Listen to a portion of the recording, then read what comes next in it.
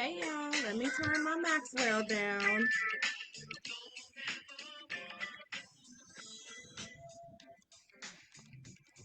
Happy Friday! Happy Friday! Wait for a couple of folks to come on in and join me in this space on this lovely Friday evening. First Friday in December, y'all.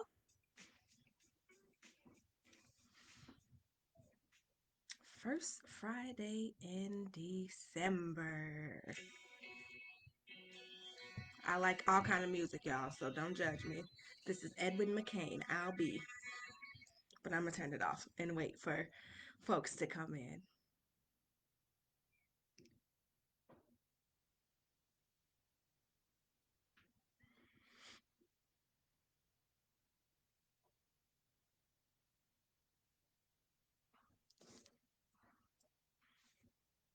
I'll hydrate myself as I do so.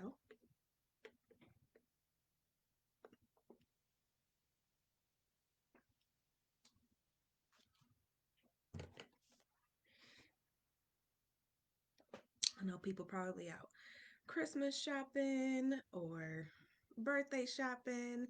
Some of you may even be just resting on this Friday after a busy week. So if that is you, take your time, rest and relax because I promise this won't be a super long live because I too am going to be practicing what I preach today and taking some time to do R&R. Oh my goodness, I see my tattoo is all the way out. I'm showing all my goodies today, y'all. Somebody tell me. Hey girl, hey. Oh, I'll just wait for a couple more people to get in. Say hello once you jump in so I know who is here with me. And then we'll go ahead and get started fairly soon, talking all about self care and the truth about it.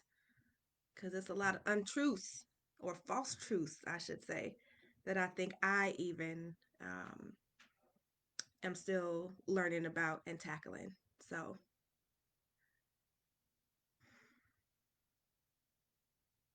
see, we've got one person, and I apologize, I'm a couple of minutes late getting started.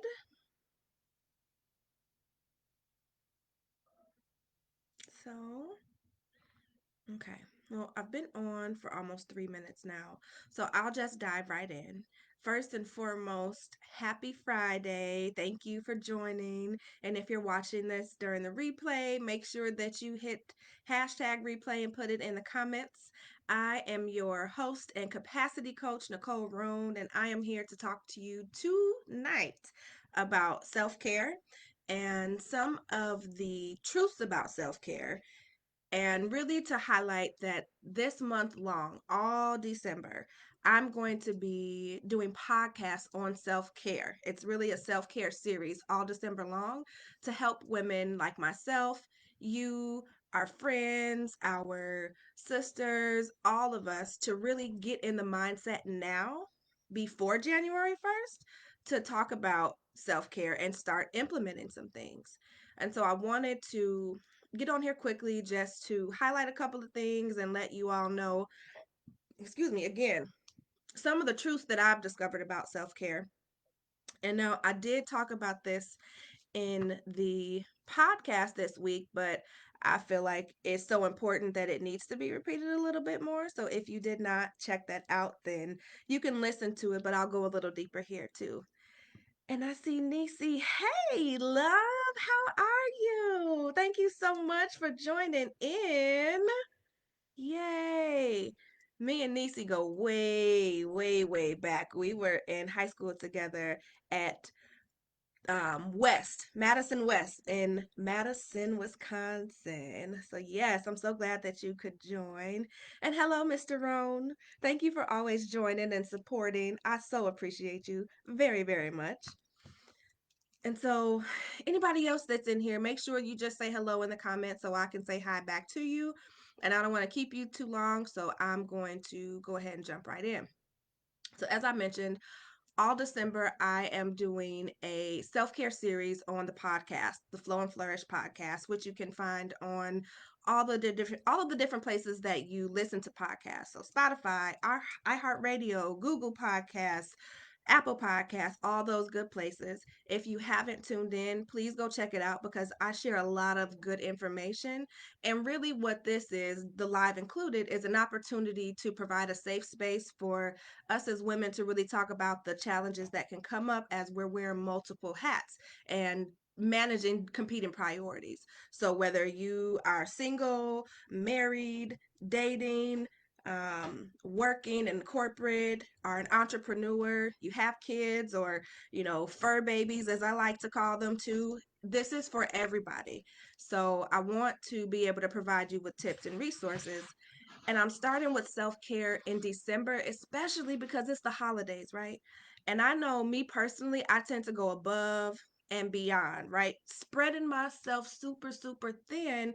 And then I end up exhausted, frustrated, don't realize until after I've used all my vacation time that I need a vacation from my vacation because I've been pouring into everybody else. So tonight, I want to encourage you to think a little different and to do a little different. And as I mentioned, over the course of the next 4 weeks, I have wonderful ladies that are joining us. This Tuesday, coming up on the podcast, I'll have Danielle Washington, and she is so dope, y'all. So we're talking about a wellness revolution that she started, a wellness revolution, especially for women of color, and helping us to really figure out how to redefine wellness for ourselves and being open and honest about what kind of works for us. And she has an incredible story. We had such a good conversation tonight. So you guys will be able to hear that next Tuesday. And then she's gonna more than likely be on the live with me next Friday too. So talking about that. Then I have my girl Janicia Green who's going to be on, and we're talking about how self-care really is being obedient, right? Obedient to yourself, obedient to what God is telling you to do, and doing what you feel is best for you. So I want you to stay tuned for that. And then we're also going to have Miss Whitney Johnson. She has the Real Motherhood Circle, MUVAH. So all from a mother's perspective. And even if you aren't really a mom, but you take care of other people, you're a mother figure in their lives. So check her out too. It's the Real Motherhood Circle here on Facebook, and she also has a podcast that she does on YouTube.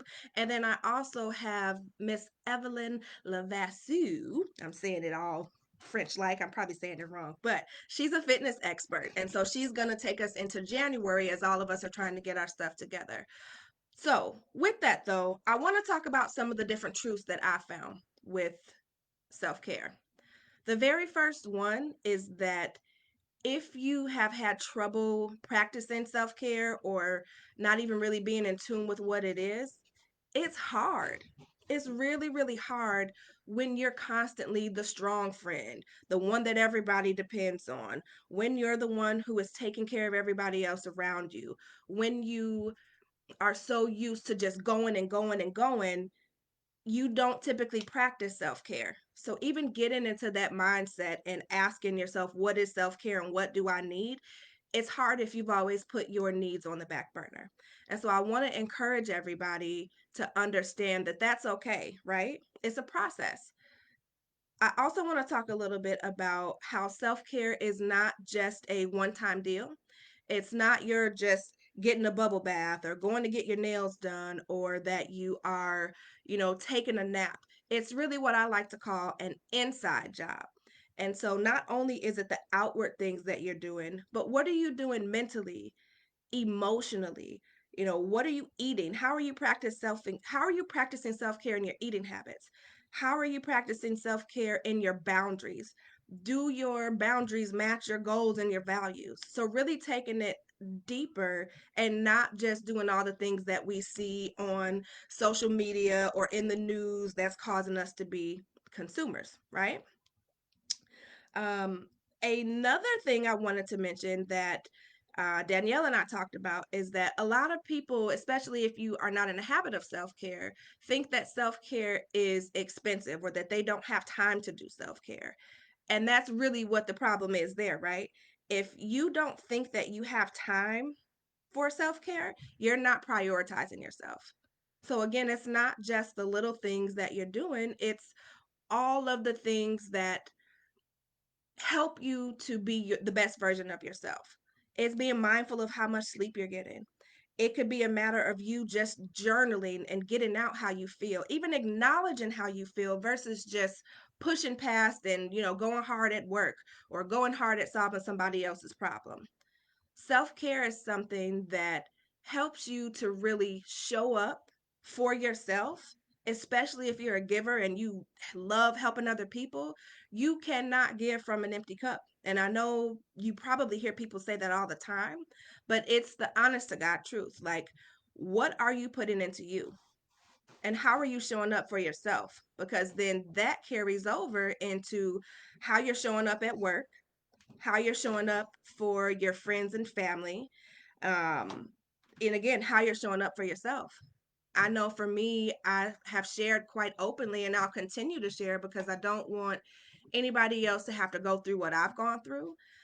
I, in 2019, really had my what I call my come to Jesus moment when I was in ICU because I had buried so much of my own emotions. I was not dealing with anything that was going on around me. I looked really good on the outside. I was climbing the corporate ladder.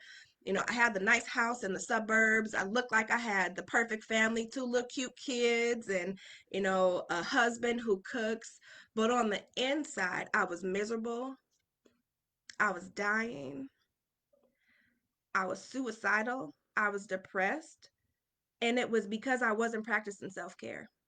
I was putting what at the time my husband needed first. I was putting what my job needed first. I was putting what, whether it was my mom or dad or my siblings, what everybody else needed first. And doing all of that landed me in ICU, where my CPK level, which is the protein that's in your blood, it measures that, was over 200,000. Had to be in ICU for about 5, 6 days, flush my body full of fluids to get everything out, and literally fight for my life, and had to make a decision that day, right? That I needed to do better. And so from that, after God literally sat me down, I could not walk. Even when I left the hospital, I had to be still, basically on bed rest. It taught me that I really needed to walk the talk and shift my own priorities. And self care was so far on the back burner. I was like, God, what you want me to do with all this time? Like, you got me sitting here now. What? I'm supposed to be at work. I got to be at work. Like, what are they going to do without me? Right? Or I got to be over here helping so and so because they depend on me when I needed to learn how to depend on myself and to take care of myself. And I'm telling you, when you come from a place of where that is not normal, it's kind of hard to do. And we learn that from the people around us. We learn it from our moms, our aunties, our friends, especially as a black woman. I'm the strong black woman, so I don't need nobody. And that's not the truth. You need a break. You need self-care, sis. And so I'm putting this series out there because I want everybody to learn how to fully embrace what self-care is, how to use it in your everyday life, and why it's important. And so, with that, I talked a little again in the podcast about some of the reasons why self care is so important. And one of them is because if you suffer from depression or anxiety, self care reduces, and in most cases, when done consistently, it eliminates those things, right?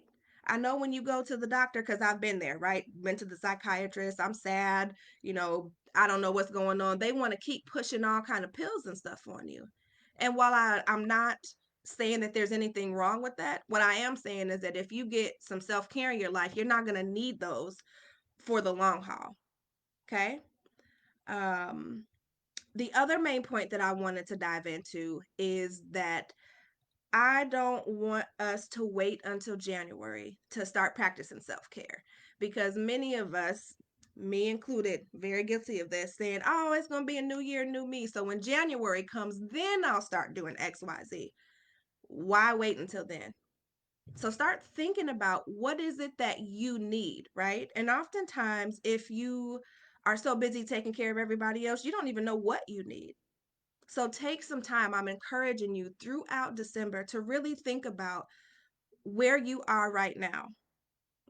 I'm laughing because I'm thinking about the conversation I had with Danielle, and she talks about she has two different new journals that are out. I'll share the links to those, as well as a new book that talks about how you have to start here. And she talks about like the sign in the mall that says you're right here. When you realize where you are, it helps you to figure out where you need to go. So, throughout this month, I challenge you to really think about where you are in your self care journey, whether you are a newbie or you're looking to incorporate new things. Like me, I've had a morning routine, but now I'm incorporating an evening routine. Um, and that's helpful. Whether you're looking for support on how do you drink more water? Because I don't like the taste of water. Like, really, just being around other people that are going to help you to grow as you go into 2021. So, I feel like I've been talking forever. So, I'm just going to stroll through really quick and see. Y'all know I'm bad at looking at comments, so bear with me. Hey, Mom, I see you.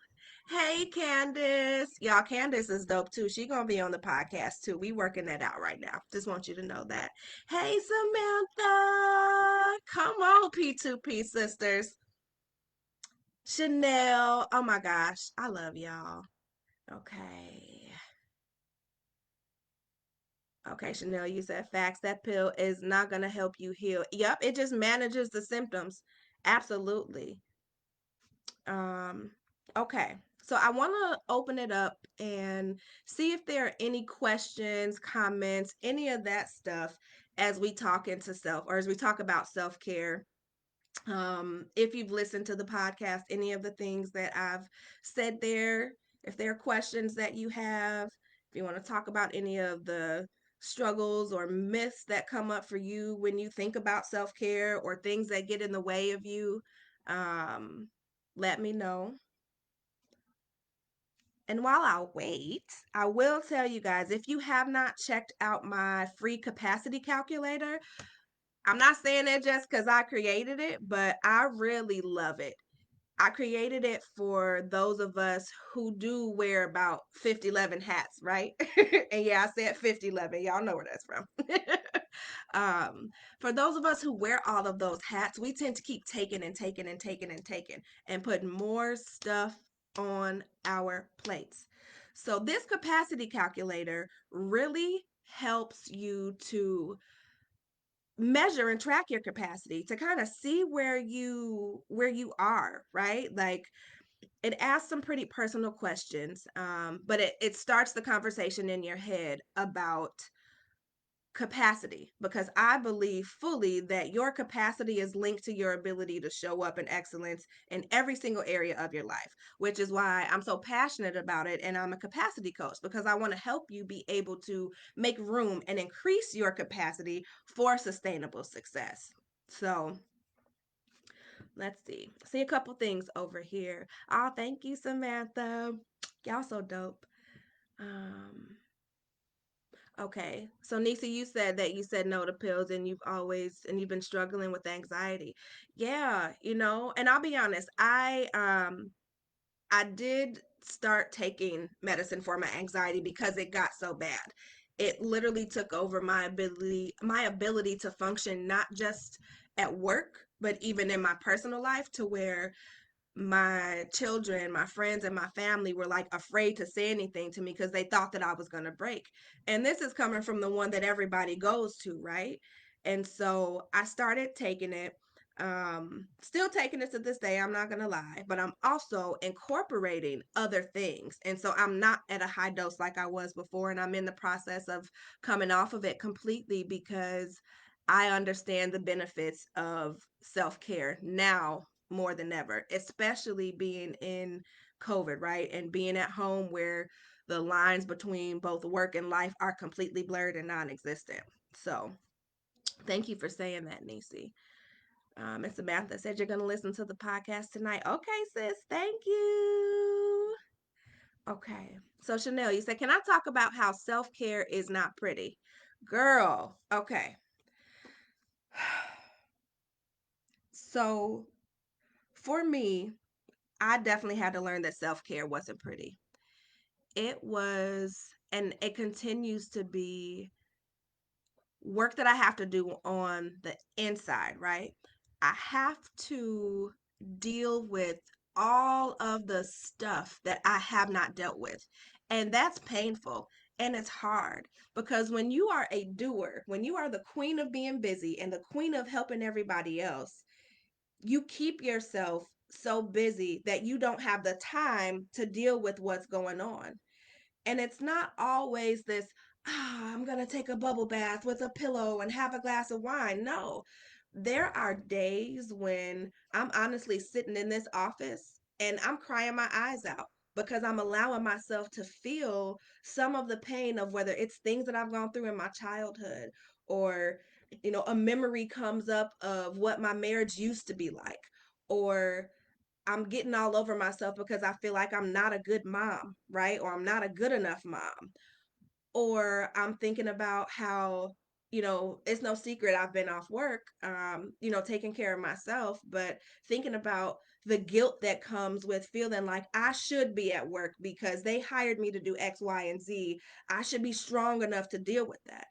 And so when you think about self care being ugly, that's the ugly part. Yes, Chanel, all the ugly crying. I'm talking about boogers, snot, tissue, lashes falling off, all of that, you know, but it's needed.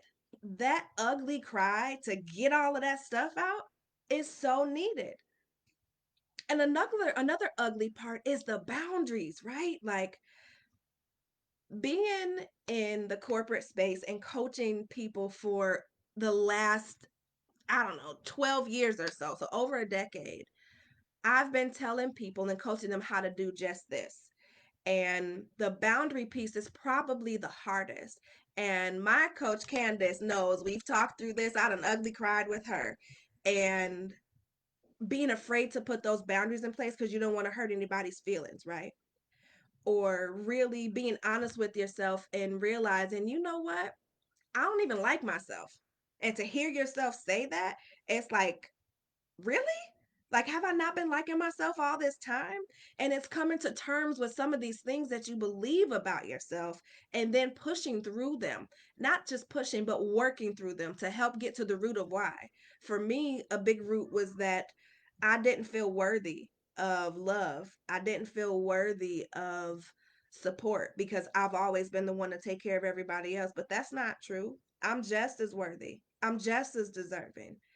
And I struggled with um how I look for a really long time because what most people don't know is that early on, probably in early elementary school, I was in a small town called Ashland, Wisconsin, and I was the only person that looked like me, right? Like maybe 9, 10,000 people, and we were the only black family. And so I wanted so bad to fit in with everybody else. My hair didn't fit in, my skin didn't fit in, none of that. And it did something to me. So when I got to high school, I still struggled with that. And I allowed myself to be in certain circles and relationships um, because I wanted to feel liked, right? I wanted to feel appreciated. And so that even spilled over into adulthood with me, having my daughter when I was 18, 19. My body changed dramatically and I'd never struggled with weight before until then. And so my self-image of myself was like, oh my gosh. And still unto this day, I've learned how to love myself and love the skin that I'm in. And whatever it is that I'm not feeling, I can change. But that doesn't mean I get to be treated any differently, right? And so I know I've been talking a lot on that, but yeah, self-care is not always pretty. It's some deep work, y'all. So if you're ready to do self-care, please know that you're gonna have some ugly cries. Oh, okay. So I wanted to circle back because Chanel, you said, can I speak on how self-care will free you from toxic relationships? Oh my gosh. Yes, absolutely. Um, when you start to love yourself and put yourself first, I'm going to speak on myself. I know that in my experience, when I started to do that, the person at the time that I was in a relationship with, it didn't gel well with him. And so the more that I chose me, the more I pulled myself away from doing what was best for him. And oftentimes, when you're in something like that, people put you in a box and they expect you to continue to do what's best for them. And so the more that I freed away from that, the worse that that relationship got. And so naturally, and forcefully in some situations, I learned how to say no to taking care of him, um, and focus on taking care of myself. And that's also been true in other relationships, whether it's friendships or even a work relationship. Um, I talk pretty openly about this one role that I was in where, I was told a lot of times that because they were like the CEO and CFO, they knew what was best. Um and that they really didn't like trust me or the things that were coming out of my mouth in terms of HR. That was toxic, right? And so I had to put a boundary up and say, okay, I know I'm good at what I do, but is this money worth being treated this way? And when I started to choose myself, even in that role, it was like, hey, you don't really fit in here. Well, you damn right I don't fit in here because I'm not going to be in your box. If I have to succumb to this type of treatment, then I'm out. Um, so I hope that answered your question about how when you start to practice self-care, it frees you from toxic relationships. Again, whether it's, a significant other, whether it's friendships, when people start to see you change and you don't allow them to treat you in a way that impacts you, in a way that doesn't allow you to show up for yourself, if it's toxic, they're going to keep backing on up and you need to just keep letting them go. So, um Chanel, you said it sounded like we was the only black people. Girl, yes, we was. We was the only.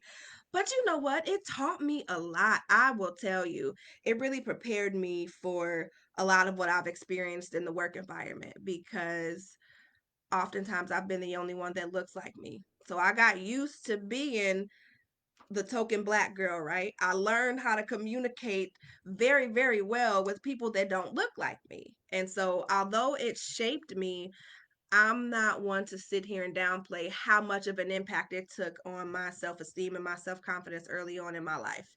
And things that I'm still working through that I'm learning how to let go of. So, um, okay. Any other questions or anything else y'all want me to talk about before I give you y'all Friday back? Cause y'all be rocking with me. We be here for like an hour on Friday nights, and I'm so thankful that you guys stay. But I want to give you some time back. So I'll wait. I see it's only two of us on here, and that's okay.